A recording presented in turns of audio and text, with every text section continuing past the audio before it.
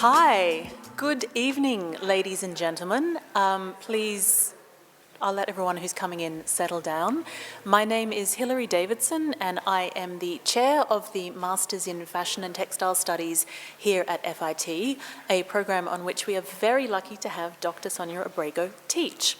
So I'm delighted to be able to welcome Dr. Abrego here tonight to launch her fabulous book on Westernwear. I won't take up very much of your time. I just want to mention that the facilities are on this level, kind of behind the stairs if you'd like to go around there. And the format for this evening is Sonya will be speaking first, and then the book will be formally launched by Professor Hazel Clark of Parsons, where she is Professor of Design Studies and Fashion Studies. They'll be in conversation for a while, and there will be a chance for questions and answers at the end of the event, as well as more time to go and buy Sonya's lovely book and have it signed by her. So I would like to ask you to join me in welcoming Dr. Sonya Abrego to the stage.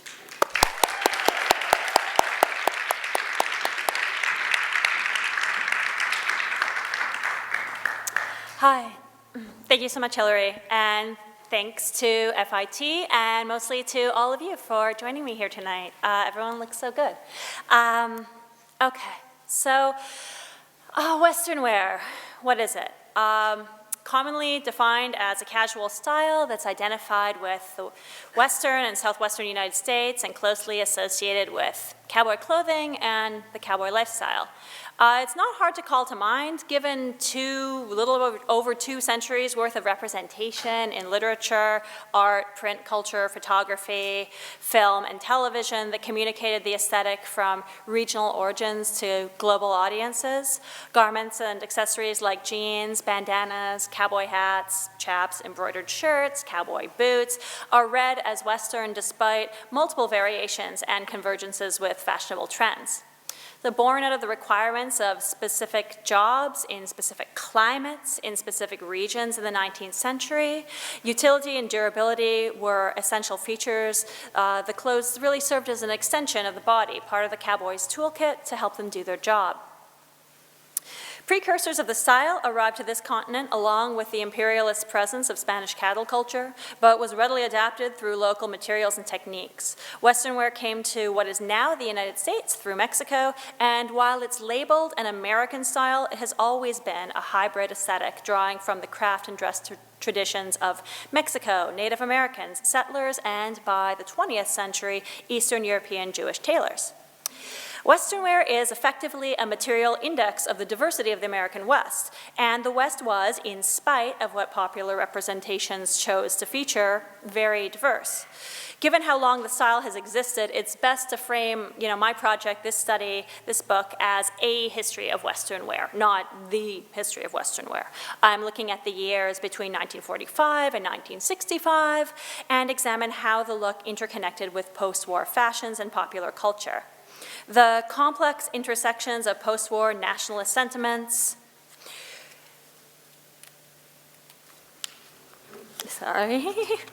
nuclear anxieties and consumer abundance were articulated in manifold popular forms, and fashion is just one of them. The Western aesthetic is workwear, denim, studded saddle leather, as much as it is fringed bucksins, embroidered satin shirts, rhinestone applique, and silk bandanas. Western wear's success is largely due to the way it can appeal to back-to-nature aesthetics, rough-and-tumble outdoor living, glamour, and performativity all at once. Like the West itself, there's no single definition of Western wear. All can be equally authentic, and most significant to the fashion historian, one iteration never completely superseded another. They coexisted simultaneously. In spite of the fact that earlier generations of scholarship insisted on enforcing divisions between workwear and fashionable attire, I've found that the lines between function and fashionable were always blurry. 19th century cattle hands wrote of their pride in wearing things like Stetson hats, rodeo riders chose flamboyant attire to stand out, and decorative elements like silver buckles, conchos, beadwork, tooled leather, and ornate embroidery clothed working and performing cowboys and cowgirls. The notion that working people took no interest in the particulars of how they dressed is one of the myths I'm hoping the examples in my book might help to dispel. The romanticization of the Old West in popular culture brought Western wear from local to national and ultimately global audiences, but these same representations also communicated jingoistic values and reinforced nationalist thinking. The West as a place of freedom and adventure resonated with generations of Americans, but this selective reading of history excluded a legacy of violent conquest that we reckon with still. It remains ill-defined, and the moment in American history referenced through the Old West is relatively brief, from about the end of the Civil War to about the 1890s. The imagined West has long outlived its historical inspiration, and I think that its dynamic and contradictory nature can best be understood through the artifacts that kept it in the public consciousness. Every generation has interpretations and representations of the Western genre that speak to concerns of the moment. Understanding Western wear means understanding the history of the American West, but also the myths around it and their symbolic functions.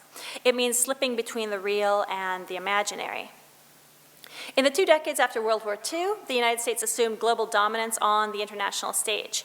Wartime technologies advanced nuclear power and space exploration while contributing innovations to domestic life that modernized everything from textiles to kitchen appliances. Yet, during this prosperous, forward-thinking time, a growing number of men, women, and children across the nation were wearing fashions that evoked the Old West. Seen in this way, Western wear was both familiar and kind of strange. Why did a manner of dress created to meet the demands of strenuous physical agricultural labor become acceptable as casual, everyday apparel for a middle-class market? So to examine why this happened, I drew from the archival holdings of 4 Western wear companies. So that was Lee, established in 1889 in Kansas, Wrangler, whose parent company Bluebell started in North Carolina in 1904, and Pendleton, Pendleton Woolen Mills from Oregon. They started in 1895, Miller Stockman in Denver, Colorado in 1920. And they had a small line of Western clothing, mostly shirting, but Miller Stockman is mainly known for its mail order catalogs that circulated the clothes and other cowboy gear. So I chose these brands because they're still in existence today and specialized in apparel that was accessible to a middle market consumer. They also graciously granted me access to their archival holdings. So instead of focusing on the flamboyant styles that set Western wear apart, I'm looking at how and why it continued to fit in, elements of the designs that were successfully incorporated into ready-to-wear wardrobes. So essentially, how Western wear became modern. So jeans may be the most obvious example. We know that origin story of Levi Strauss & Company patenting the first riveted blue denim jean made by and for industrial workers, and how they grew in popularity, spawned many imitators, and became a wardrobe mainstay. Lee and Wrangler were hugely influential here, and being more centrally located, their wider distribution networks actually meant that more people were wearing Lee, Wranglers, and other department store-made jeans than Levi's nationwide.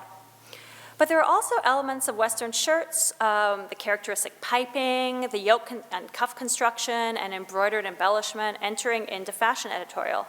Design features that had been part of Western wear since its inception, such as narrow fit, bright colors, durable fabrics, were well suited to post-war leisure activities and travel, as well as suburban, domestic lifestyles and do-it-yourself hobbyists. Easy to maintain, minimally embellished, stylish, and simple ready-to-wear or sportswear was already familiar and characterized as an American look that had been promoted since the 1930s by Eastern fashion editors for active lifestyles that was indisputably sophisticated, modern, and urbane.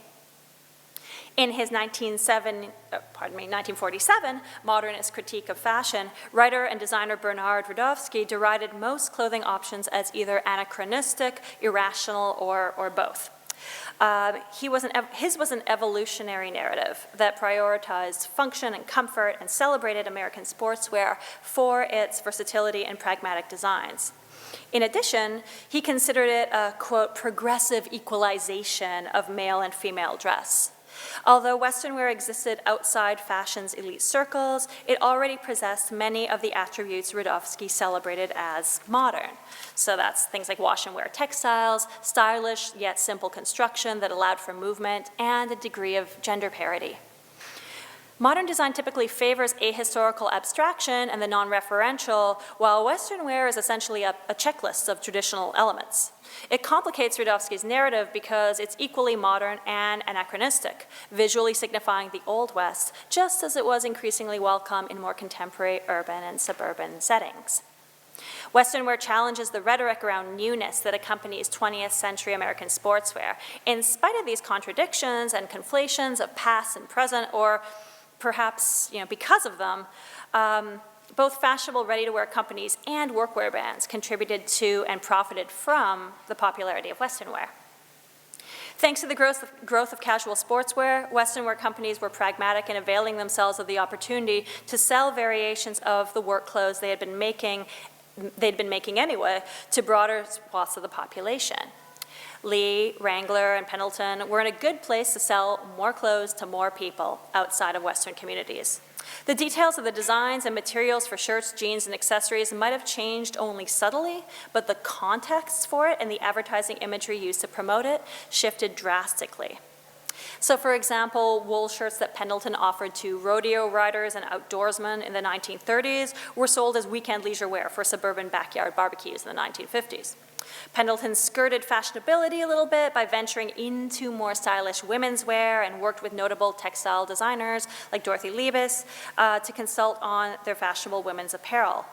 At Lee, bringing the West from coast to coast was a promotional slogan in 1946, offering a little bit of vicarious participation in Western lifestyles for anyone wearing a pair of Lees. Even cowboy suppliers like Miller Stockman sold chic stiletto heels in spotted calf hide in the early 1960s. Other brands like Wrangler opted to strengthen the connection to Western fashions and rodeo by hiring celebrated rodeo designer Rodeo Ben to make the first Wrangler jeans in 1947. Sometimes the Western details were subtle, sometimes not, but it was a moment that saw a lot of men's and women's wear adapting Western elements like bandana print, arrow pocket stitching, and cattle brand graphics into their designs.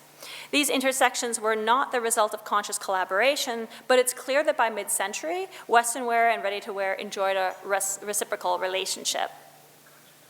The way the clothes were promoted differently along gendered lines in a manner also reveals how mid-century ideas of masculinity and femininity were negotiated. Cowgirl imagery and styling tended towards exuberant and youthful. Women's gradual acceptance of pants and jeans for everyday wear was a radical departure from the social mores of previous generations. In addition, for many upper and middle-class fashion consumers, wearing jeans, which had been a workman's garment, or denim at all, also meant crossing an additional class boundary. Wearing pants was not only an instance of fashionable experimentation, it took place alongside women's growing presence in the labor force. Advertising for women's jeans offered playful attitudes accompanying active women in ways that communicated independence, but was still more often than not mediated by a little bit of humor. The opposite was true for menswear. The imagery accompanying jeans and other Western apparel was conservative. It drew directly from the Western genre and foregrounded continuity and tradition. For men, Western brands offered a connection to the cowboy lifestyle, real or imagined. And that resistance to bring the styling up to date in the manner of women's wear exemplifies how trends in menswear change more slowly, but there's also more nuance and I think more culturally specific motivations behind this adherence to convention. Much of the enduring appeal of the West was because it functioned as a counterpoint to modernity. Economic stability, greater earning potential, and increasingly automated lifestyles distance many American men from the kind of rugged or at least more physically demanding lifestyles that they were raised to see as part of their identity. So compounded with the darker side of technological progress, that ever-present threat of nuclear war, the West was, in contrast, depicted as a simpler, safer time, although historically this was certainly not the case. Nostalgia for a pre-industrial Old West served to connect, if not the historical past, then a fondly recalled, romanticized idea of history that was enacted through spectacles like rodeo, Western movies, and TV series. Western fashions for men functioned in a comparable way. The styles were familiar, and as the advertising so frequently reminded customers, Western wear was durable, time-tested, and practical. The cowgirl image provided opportunities for creative play and resonated with women's growing independence, while the cowboy image remained fossilized, reinforcing heteronormative and, by extension, nationalist ideas during the Cold War. By the early 1960s, casual options like jeans were visible in more venues. The companies that made them didn't have to work as hard to convince consumers that they were appropriate for school or for every day. There were also other changes, like the creative revolution in advertising that brought in more experimental imagery, and we begin to see conventions played with, and Western themes treated with a little bit more of a knowing humor. The youth market was recognized for its buying potential, and Western wear brands start to deliberately court young consumers. Efforts to be on trend were more deliberate, if not always successful. Things like bright, fun-colored jeans for women were now an option, as were stretch fabrics that gave a little bit of a tighter fit. Western wear catalogs were also looking to keep up, which resulted in some unexpected play with color and print, and textile technologies advanced as well. Growing use of synthetics brought about more experimentation and variety at a cheaper price point. Cowboy and cowgirl imagery was less prevalent in the marketing directed at teenagers, and when it was used, it was often included in a bit of a lighthearted way. The fact that many of the garments that began as Western wear standards, like shadow-plaid shirts and jeans, were so commonplace and accessible made them effectively blank canvases, ready to be incorporated into different styles and subsets. Subcultural styles of surfers, hot rodders, and cholos made them their own. These youth cultures were setting themselves apart stylistically from what was the mainstream, but signaled belonging to one another through the details of what they wore and how they wore it. In these cases, references to the Old West were basically absent. The garments took on a new life with another kind of standardization. Subculture styling wasn't something that the brands had as much access to or confidence with, and attempts to emulate it really tended to fall flat. In these instances, appropriation ran in both directions. Brands absorbed the jargon and the tastes of young people in order to sell clothing, while concurrently youthful subcultures adopted traditional garments into distinctive looks. In terms of the garments, items, and techniques that had for generations been associated with indigenous dress, such as buckskins, fringed leather, and Pendleton blankets, were offered by Western wear retailers often without making reference to their origins or by creating imagined connections. These elements, long separated from their cultural reference, were fully absorbed into mid-century conceptions of Western style. Even though there had always been, and are still, indigenous cowboys, indigenous people were not included as part of the intended audience for the Western wear brands that I examine. But elements of native design were appropriated and applied widely and inconsistently in Western clothing and accessories. Representations ranged from offensive caricatures to imagery that may have at the time intended to be flattering but was ultimately mired in stereotypes. A complicated exception was the unique situation of a company like Pendleton. Woolen mills, Pendleton's jacquard woven woolen blankets had been popular among indigenous communities in the Pacific Northwest and beyond since the company started producing them. They have, over time, effectively become part of a native design idiom. And the company strove to maintain these connections. However, starting in 1955, Pendleton also had a store selling blankets and clothing at Disney's Frontierland. Frontierland, part of what was then the new amusement park, their imagining of American history showcased triumphalist settler heroes and cast indigenous people as a threat to be feared and challenged. Pendleton was an established Western retailer with a history that would lend legitimacy to Disney's imagined Old West town. For the company, it was an opportunity to reach new consumers, yet it showed that even a brand that had nurtured its links to those communities, on one hand, could still profit from damaging stereotypes circulating for popular amusement on the other. The absence of indigenous input in all of those cultural products reveals a lot more about unreconciled notions of national identity and America's frontier mythology than they do about the real lives and sartorial traditions of indigenous people. So clothing is part of social discourse, an essential part of how individuals and groups communicate. Its meanings and associations accrue over time and shift, sometimes pretty dramatically, in light of changing cultural conditions. Western wear demands an intertextual reading, seeing the garments alongside and in print media, film, music, and television to understand it as a cultural force. The West may have been a comfortable site of nostalgia for some, but Western mythologies were also of the moment, permeating political rhetoric, entertainment, and of course, fashions. The nostalgic component, even if it was for a whitewashed version of the past, still doesn't offer a really satisfying or complete account of a multimedia phenomena that transcends age, class, race, and gender. Not to mention the fact that there were still and are very real cowboys and cowgirls living and working at the time whose appearance remained relatively consistent, and still does. So for a style that's so often labeled as timeless or classic in the popular media, the history of Western wear is in fact marked by a lot of displacements and contradictions. Regional and national, functional and fashionable, rural and urban. This ambiguity is perhaps a lot of why it secured its appeal. Because ambiguity leaves space for interpretation, and I think that's what keeps designers coming back to it. So familiar and strange, modern and traditional, the ways Western wear intersects with all of the above is why it was present in as many ways as it was in the 20 years after World War II, and perhaps why we continue to see it today.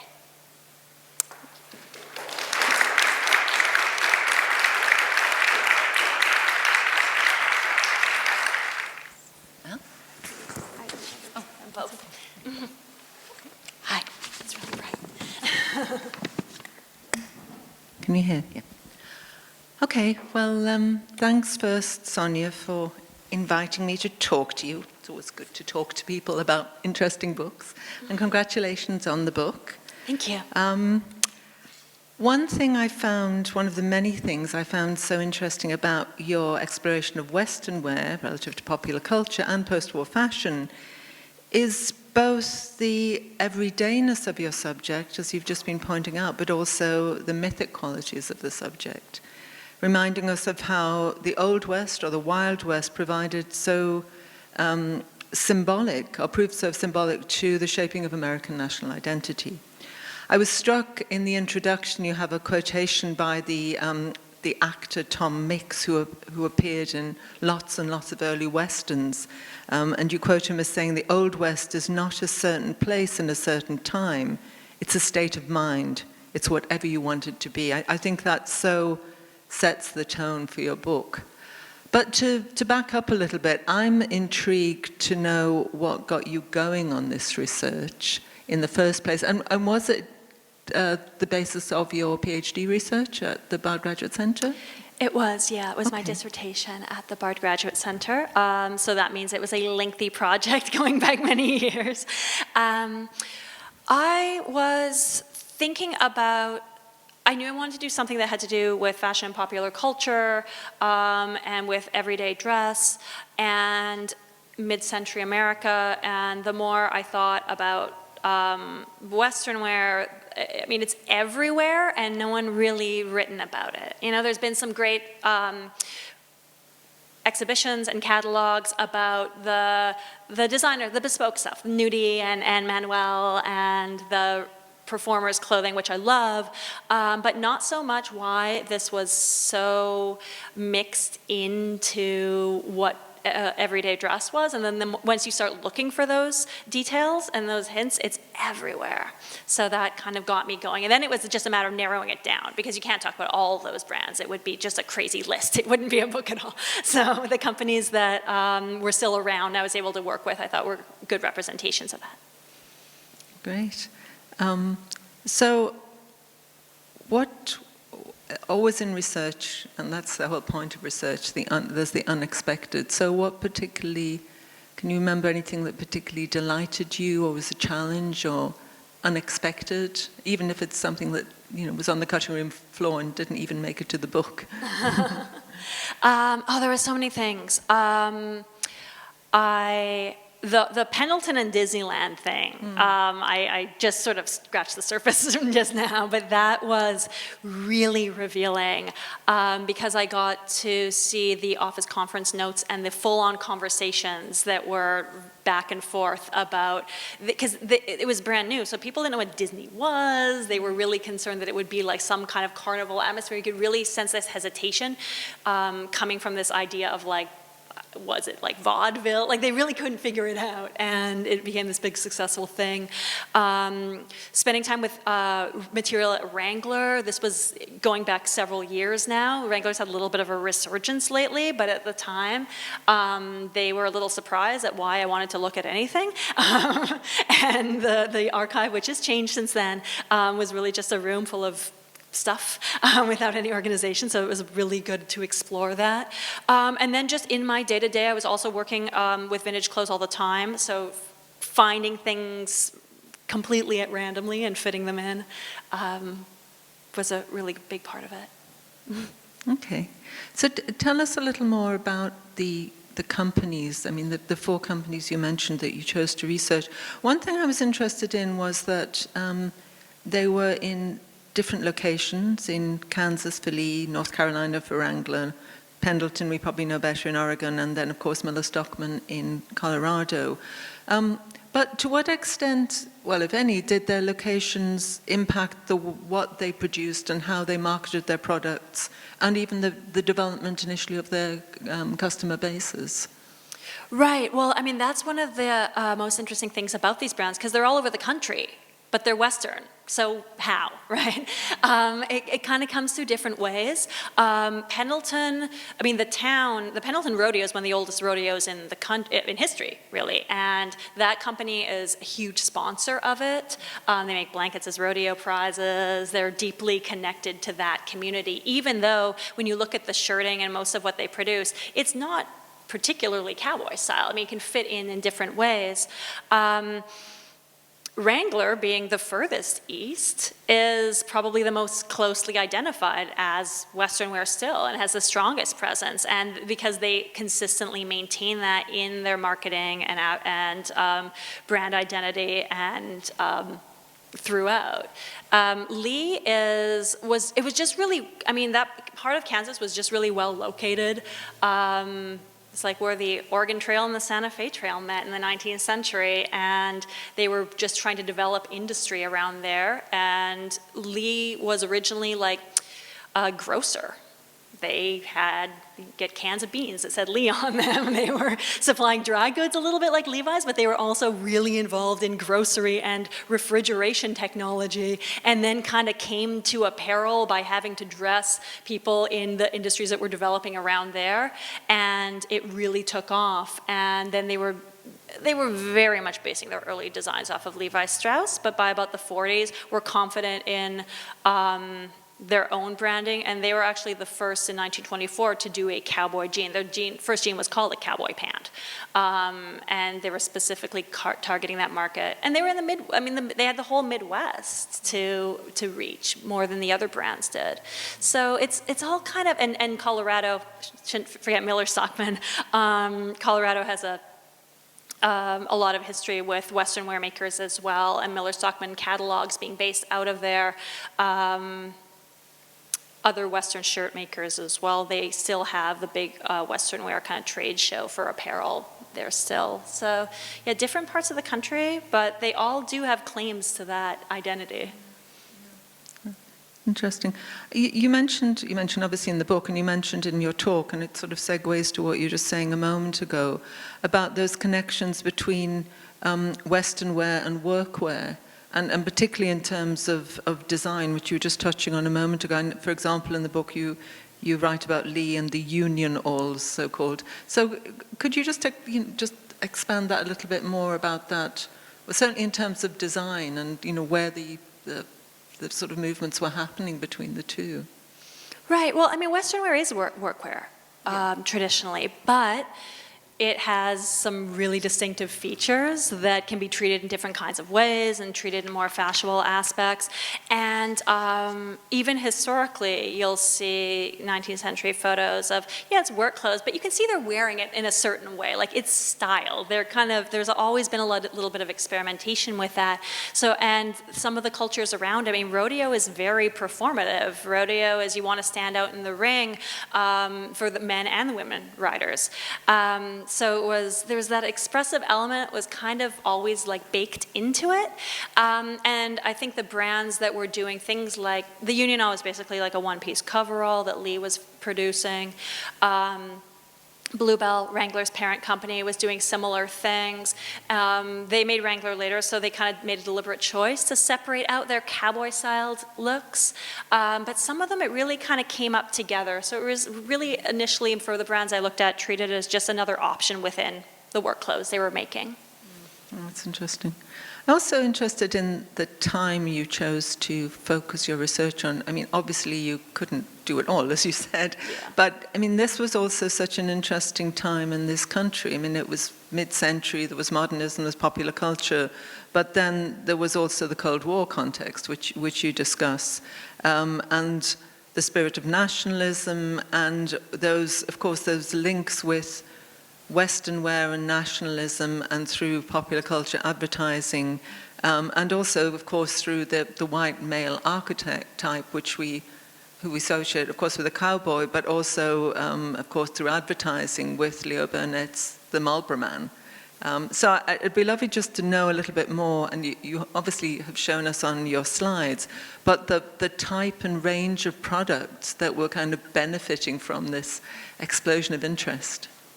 Oh, absolutely. It wasn't just, I mean, like you mentioned with the cigarettes, but it wasn't things necessarily connected to the Western lifestyles at all. There were ads for, I didn't include it, but it's in the book, like tomato juice that had cowgirls. No reference. They didn't explain it. It was just so commonplace that that was a way to dress, that that was an American style, that that was a typical style. Similarly for ads for things like barbecues and stuff like that. It just worked its way in, and I mean, part of it, yeah, I mean, I had to cut it off somewhere, but also because of Hollywood, because although Westerns have a very, very lengthy tradition of filmmaking, what was being made around this time was just, it was just so on the nose and as far as the Cold War messaging went, and that I think was really visible with the kind of branding that these companies are doing and what they were pulling from and replicating. Yeah, that's interesting. I was also thinking about Hollywood and movies and TV as a project. I was also conscious when I was reading of, how in Britain in the 1950s and 60s, I mean, although I think an awareness of America was to a certain extent coming through products, but it really was coming through the Western and the accessibility of TV. So it was interesting how so much the Western was a product itself, a huge product as seen through Hollywood. Just maybe going back to the Marlboro Man, obviously, and you say in your talk, I mean, gender is, I think, an underlying subtext in the book, and certainly speaking about the gender balance or difference in the in male and female wear. And it was interesting when you spoke, you were talking about the sort of element of humor with women's wear as opposed to men's wear. So tell us a little bit about those gender distinctions, and also maybe about the cowboy and the cowgirl, and knowing that the cowgirl actually also goes back a long time. Yeah, very much so. I think some of it is keeping up with the kind of gender binary that was really quite obvious in a lot of mid-century media and a lot of mid-century advertising. But the cowgirls in a lot of the visual culture around this and around advertising the clothing, it was like she was kind of presented as independent but not too independent, right? Like there was always kind of a little bit of a mediation there, a little bit of a sense of humor, right? A little bit still of trying to showcase a certain kind of femininity, not making her too much like the men's wear or the men wearing Western wear, even though the garments are basically the same thing. The difference really just came down to like fit and proportion a lot of the time. And it's very much so coming from some of these workwear companies, because they were manufacturing them almost along identical lines. They just throw a dart in a couple places and sell it to women, right? So they were trying to overemphasize oftentimes the gender disparities through the ads that they were, through the media that they were producing. And I think it speaks to just a little bit of anxiety there, because I think there's this sort of truism that after the war, all, the women went back to the home, and that's, I mean, working class women always worked, so I don't really see why, it still isn't representative of a bulk of the population, and a lot of that population were people who probably would have been comfortable with these clothes originally anyway. So I think there's a lot to tie in there, and but I think also in terms of selling it to like middle America or middle class shoppers, they were trying to be a little bit more conservative in how they balanced the gender distinctions. I mean, that sort of makes sense, obviously, at the time of the consumer. I was also, flipping the gender, interested in the impact of Western wear on menswear and on the casualization of menswear. You refer, for example, to the first men's ready-to-wear show at Palm Springs in 1942 called Roundup, which encouraged men to dress down and have fun. So, I mean, was Western wear really much more significant in your view than we've been led to understand on the casualization of menswear in general, do you think? I mean, I think it was always in there. I think it maybe isn't always pulled out as part of casual dress in the same way that maybe things like aloha shirts or other things have or have yet. I think it was just really kind of baked into that DNA, especially, I mean, that particular presentation was in Palm Springs. It was in California. A lot of these styles were more visible there, more accessible on the West Coast anyway. So maybe the nod, it wasn't being nodded to maybe so directly at the time, but I think that it was kind of being taken for granted, and I think it's really visible there as well. Yeah, and following from that, one thing that really struck me in the book was the color of some of the garments, and I was so pleased that you are able to publish the book with color images as well as black and white, which is not always a foregone conclusion.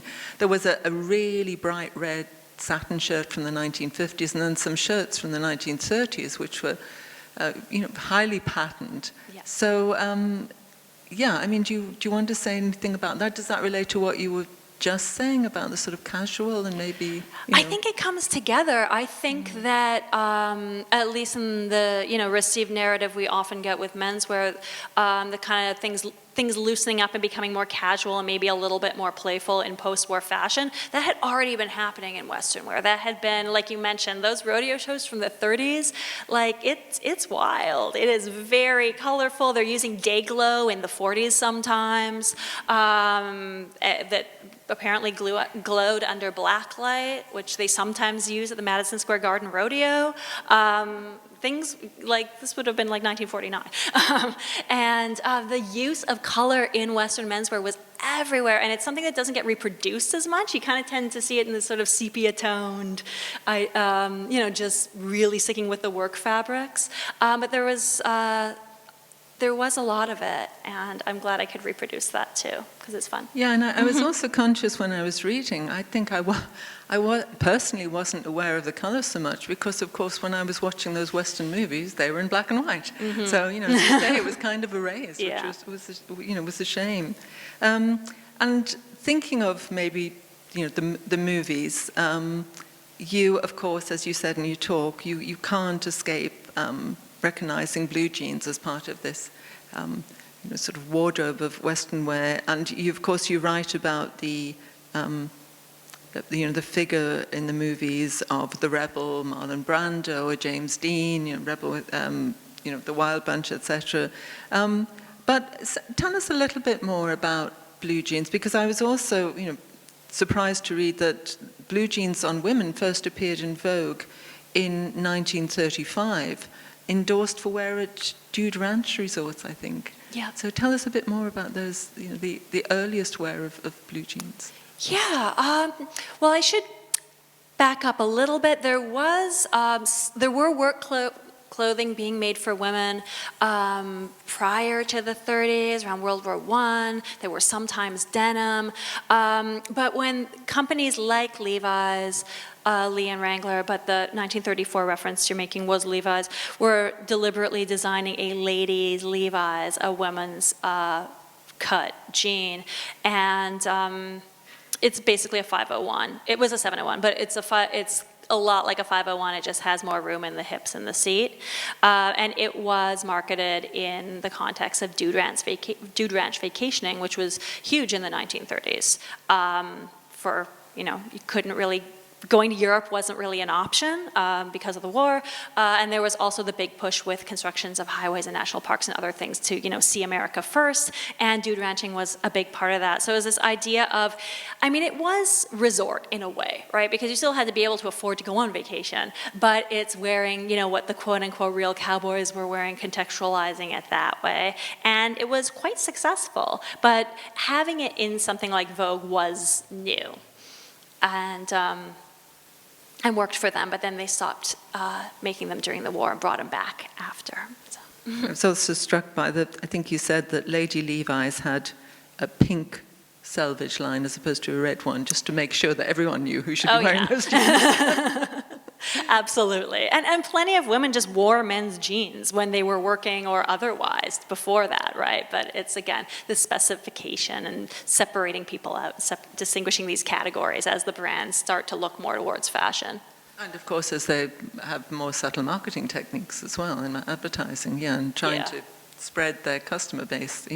Absolutely. I think also the, that sense of the dude ranch, that sense of also play and dressing up, and also, as you were saying in your talk, this kind of curious, the familiar and the strange, but also the sense of sort of the authenticity and modernity, and both existing. So say a little bit more about, the relationship of these clothes and sort of dressing up and this sort of need for authenticity maybe in the mid-century. Right.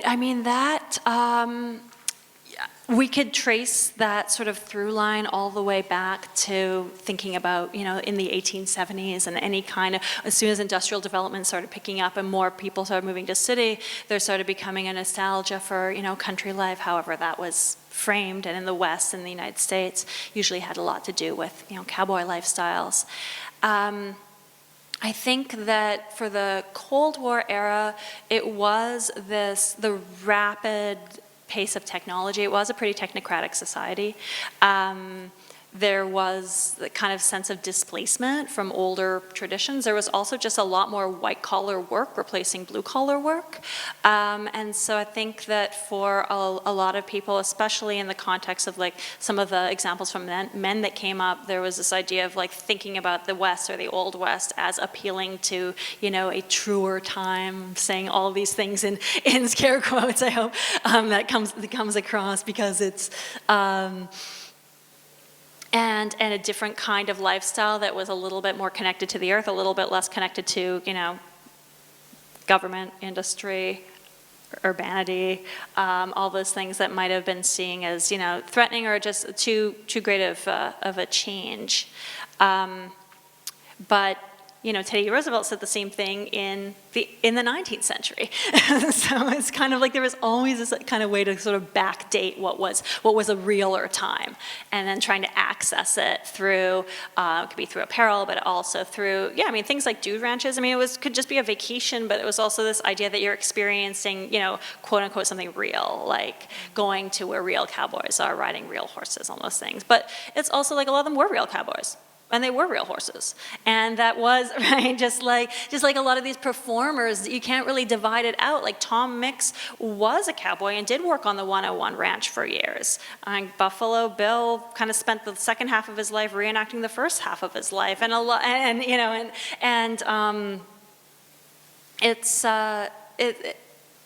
those divisions when more you look at it, become harder and harder to pull apart. And that's why this idea of authenticity is kind of a little bit challenging. Yeah, I think that's really interesting because you write about in the book about Western wear as hybridized, but then, offering examples of cultural appropriation and intercultural exchange sort of simultaneously. But also, just going back to what you were saying, I mean, this sort of discourse also happening substantially apart from Indigenous people, which is what the subject of the last chapter of your book. Yeah, I mean, maybe just say a little bit more about that sort of separation or reinforcement and what particularly or maybe just the sheer omission of Indigenous people, because obviously, you have a wonderful slide there and the image near the beginning of your book that, as you said, the origins of the cowboy in the sort of Mexican horseman, So maybe just say a little bit more about your, thinking on those omissions and erasures, perhaps. Yeah, well, there's a lot there, and I think it just kind of comes down to a presence and absence thing. I think there was an acknowledgement. I mean, this is again in the popular realm that there, Native people existed, that this was part of, the West, but almost always treated in the past tense. In the language that's used, even when it was, I think, sometimes if the intention maybe was to, be flattering, but it was in the past tense. So it was still treating them obviously as though weren't part of the world or the culture or still there, which is like really not true. So that is a theme throughout. As far as the marketing and branding, it really doesn't come up. Miller Stockman, I mean, there is one slide up there, doing things like, they called like the Navajo blouse. It's just the top. It happened to be belted with a concha belt. There's nothing to, and again, I mean, it's illegal to do that now. You can't take the name of someone's tribal identity and use it in your brand or for your product. I mean, that was like 1949. But those kinds of things kind of used as a description or a style descriptor, loosely, without any connection to whether that had anything to do with the styles of those nations or people, and absolutely not with any kind of consultation or working with them or consideration for that. So that's there. It's hugely there, and it's a whole mess of misrepresentations and complicated representations that I think people like Paul Chatt-Smith has dealt with so well in that exhibition, The Americans. If you ever go to the Smithsonian in DC, it's like one of the best shows for this kind of stuff that I've ever seen.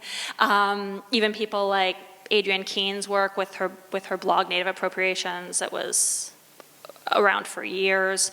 I just don't see why it's always Indigenous scholars that have to kind of clean up that mess, because they didn't make it.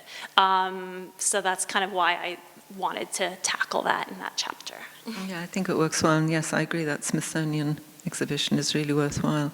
You mentioned on that note when you were talking the use of buckskins, for example. What you didn't mention, you give some time to in the book, is the popular what was called politely the patio dress, but more commonly the score dress, obviously a term we wouldn't use now.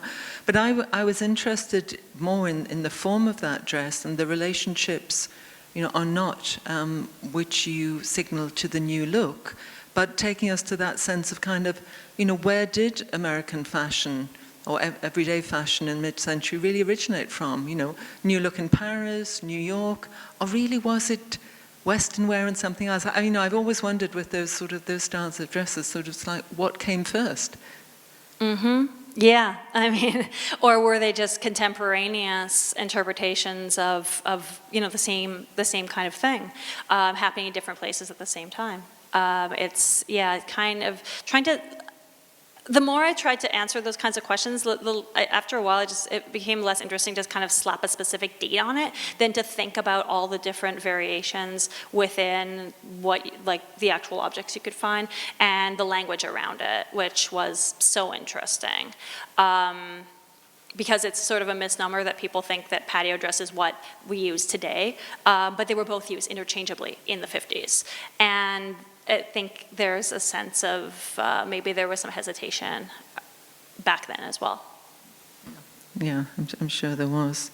And what about any more specific influences of Indigenous art and design on fashion that you'd like to? I mean, you obviously mentioned Pendleton and the Pendleton garments, but anything else you'd like to just draw our attention to look out for when everybody buys the book and reads it?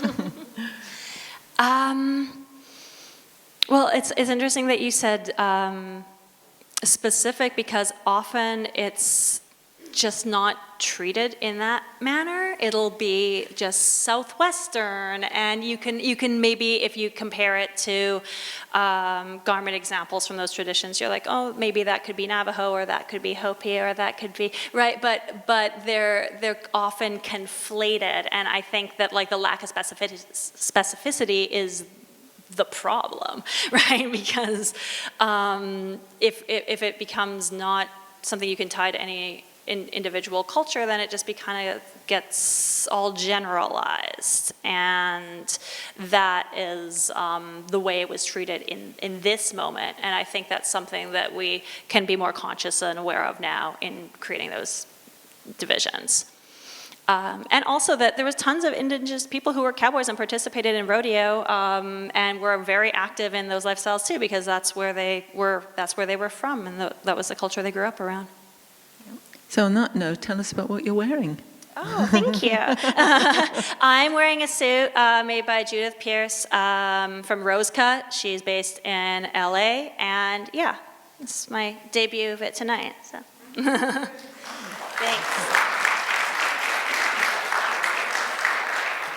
Now, I know you also have worked yourself with vintage clothes for many, many years. So is there sort of much around, I mean, you've been collecting pieces, but is there much around now in terms of items from the period you studied or later?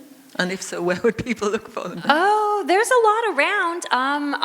The price point's going up and up. I regret selling some things. I say that about a lot of things, but yeah, I mean, just messing around online. I mean, there's a lot of dealers who, promote using Instagram. There's different vintage clothing events around here that would probably be going to Brimfield.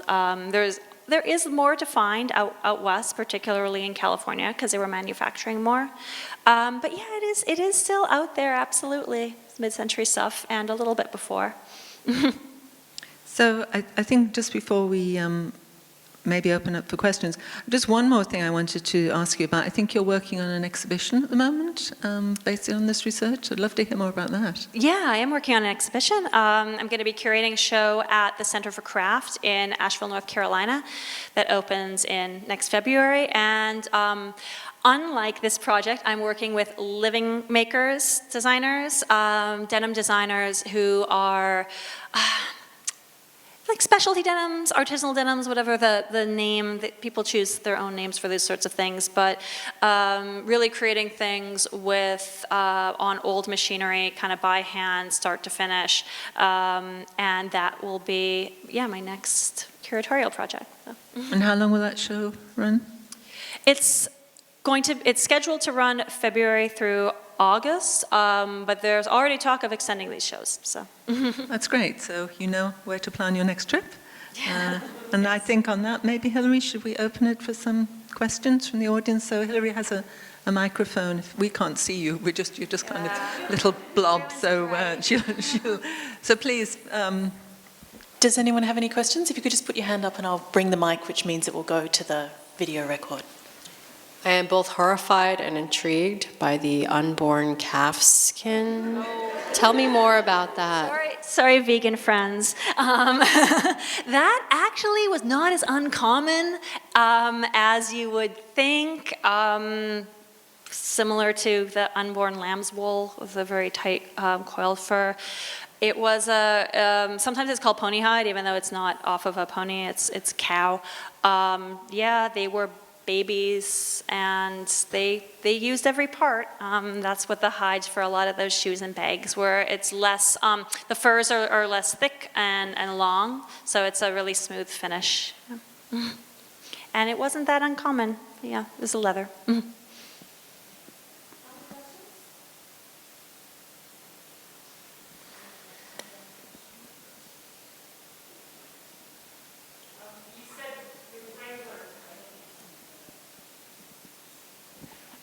You said with Wrangler that they were very uncurated when you went to their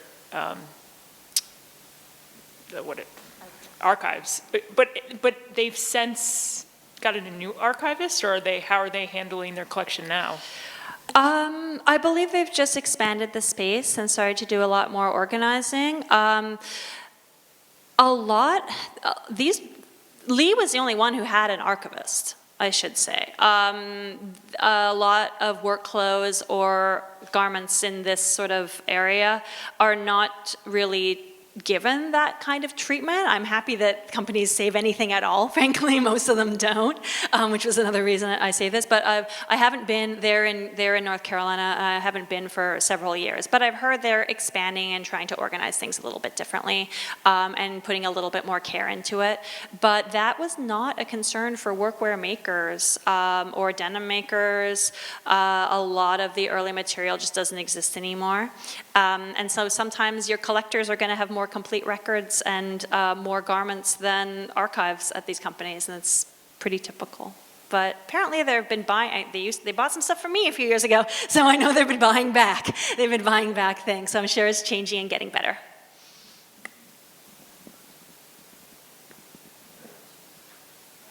Can I take a little privilege and just ask you a question there before I hand in Of over course.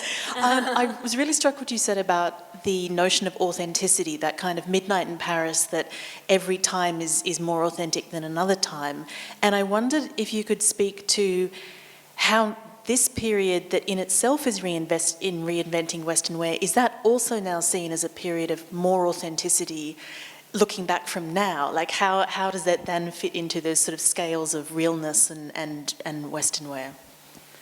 Right. I mean, it's tricky because it would depend how old you were, right? Like, you know, I mean, I teach students who think, you know, the 70s is the oldest thing they could ever think of, like seeing a garment from the 1970s or 80s. And that something like this is like, you know, almost like what we might consider like from the 19th century, like some kind of antique. Particularly the ability to still wear them, even close in the 50s, which I mean, you know, a lot of people I know here wear all the time, isn't always treated as something that's around, and they absolutely are. So, I mean, I guess it so much depends on your subject position. Which is what makes it interesting, but also, you know, kind of frustrating, because I think people and also cowboys and working people are going to wear any kind of styles, and they've been lost my train of thought. They've been combining things and recombining things and blending aesthetics for a really long time. But I think it's really easy to look at things from the past as kind of more authentic or somehow more real.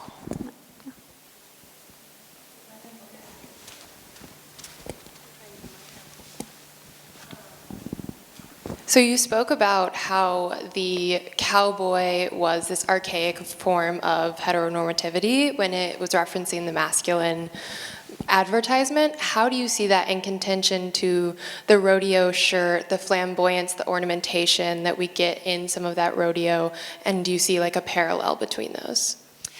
Good question. I mean, it sounds like you're picking up on that there was this sort of contradiction, because typically, especially, I mean, at mid-century, but also before, the notion of American menswear was quite conservative in terms of colorways and just in any embellishment or decoration.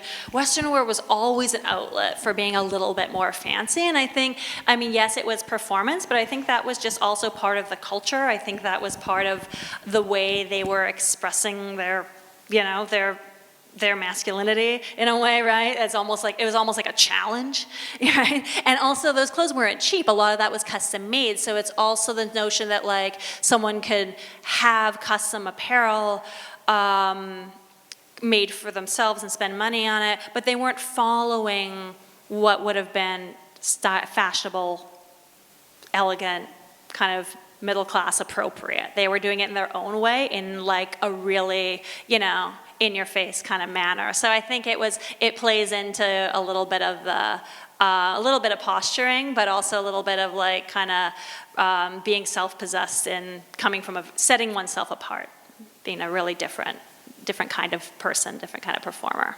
Yeah. Any more questions?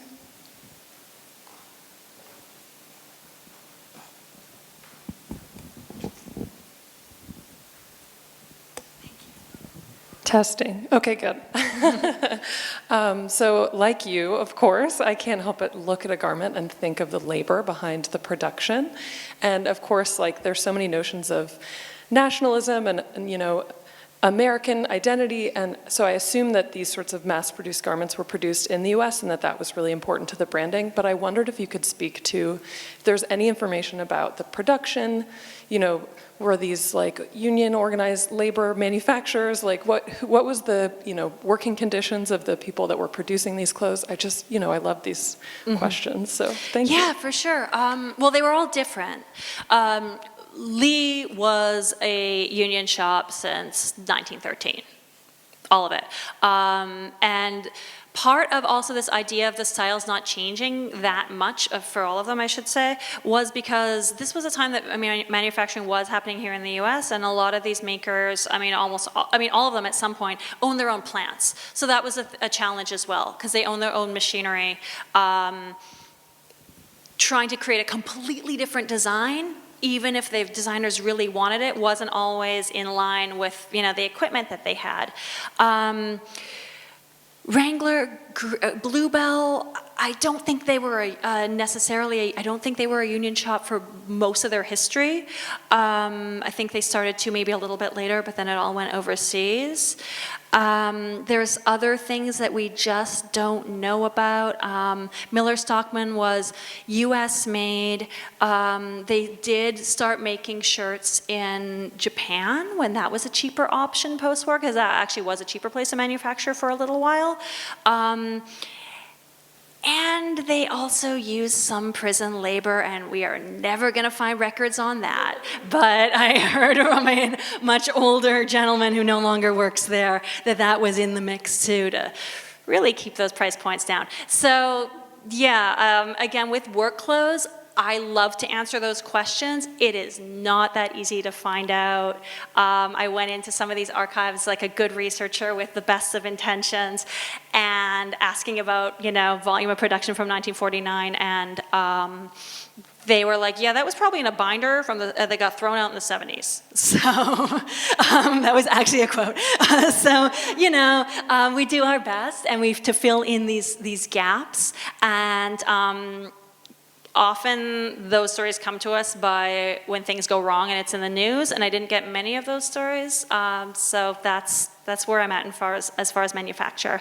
But the denims were largely coming from Cone right through this time, which was North Carolina based as well. And what about Pendleton? Because they have a big authenticity story, I mean, now. Yeah, and they're still fabricating out. The jacquard woven blankets are still being fabricated at the Pendleton Woolen Mills in Pendleton, Oregon. You can go there. They do a really nice tour. But they were also, when it came to the clothing and shirting, they actually did have some factories in in Washington State and in California, because there was a little bit more for them when they started really doing men's shirting. A lot of it had that Oregon Pendleton label, but it was also made in California.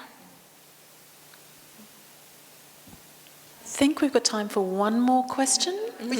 Fantastic. Thanks, Alexis. Thank you so much, Sonya. The breadth of materials and images that you brought together and the new connections that this research is making is just so fascinating. I can't wait to get my copy. But it occurred to me that, you know, the meeting of Westernwear and ready-to-wear at this time is yeah, so fascinating, but it's also, I guess, meeting the emergence of, or this explosion of advertising, mid-century, visual culture. And I don't know, I wondered that we're getting a taste of here in the slideshow. Could you speak to any of those discoveries or any strands that you explore?